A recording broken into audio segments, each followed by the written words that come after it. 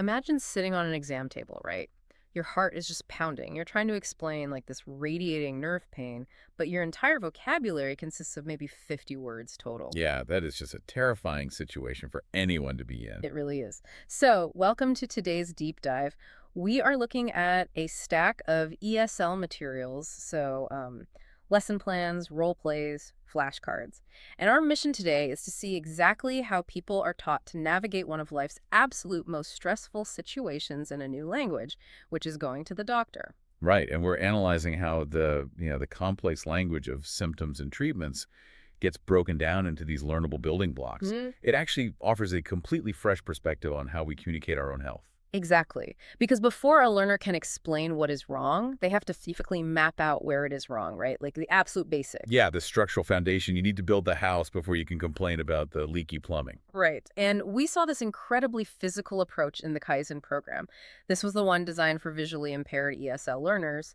Oh yeah, that was fascinating. Right, because they don't just sit there and memorize vocabulary. They pass a cush ball to physically signal whose turn it is to speak. So they're literally linking the tactile sensation of holding the ball to vocalizing a specific body part. Exactly, because they're building a spatial map in the dark, Yeah. essentially. So differentiating a thumb from like a general finger or a wrist from an ankle, it requires that direct tactile connection. Wow. Yeah. And then once that foundation is laid, the lessons start layering on the actual pain vocabulary. Which is where it gets really specific. They learn these strict distinctions between, my head hurts and I have a headache or my throat is sore. Like the grammatical differences. But wait, this is where I kind of have to push back a bit. If I'm bleeding or in absolute agony, I mean, no doctor on earth cares if I use the proper grammatical formula for aching versus hurting. Sure, yeah. It just feels like an academic waste of time when the stakes are that high. Why do they emphasize it so much? Well, the thing is, the rigid grammar rules aren't actually for the doctor's benefit. Oh, really? Yeah. English has highly specific formulas for pain. Right. We saw this highlighted in the British Council materials. Categorizing pain into distinct grammatical structures gives the patient a reliable equation. Okay, I think I see where you're going with this. Because when you are anxious or in distress, you really don't want to be creatively searching for words.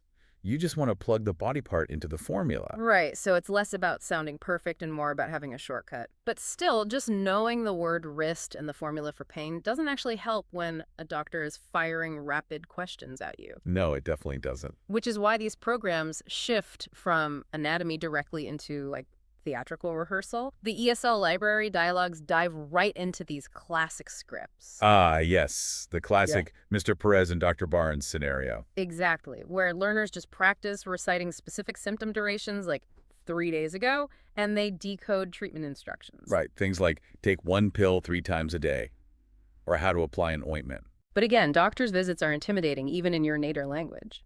Do these rigid rehearsed scripts actually prepare a learner for a real-world doctor who might just totally go off script? Or does it just create, I don't know, a false sense of security? I wouldn't call it a false sense of security. These scripts act as a vital safety net. Learning medical English is honestly like trying to learn the rules of chess while someone is actively attacking your king. Oh, wow, that is a great way to put it. Right. You need the basic moves hardwired into your muscle memory so you can focus on the immediate threat. By mastering predictable phrases, like knowing the exact cadence to answer what seems to be the problem, Oh. learners free up cognitive space. So they basically build a mental buffer. Exactly.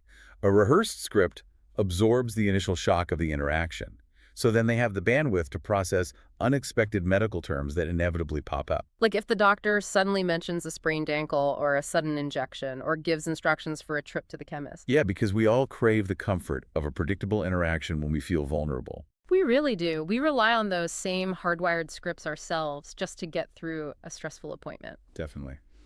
So the next time you visit a hospital or pharmacy, pay attention to the specific formulaic phrases you use to describe your health, which leaves a lingering question for you to consider. I love this part. If we stripped away all our complex adult medical jargon and were forced to describe our pain using only these foundational beginner-level English phrases, would we actually communicate our true symptoms more clearly to our doctors?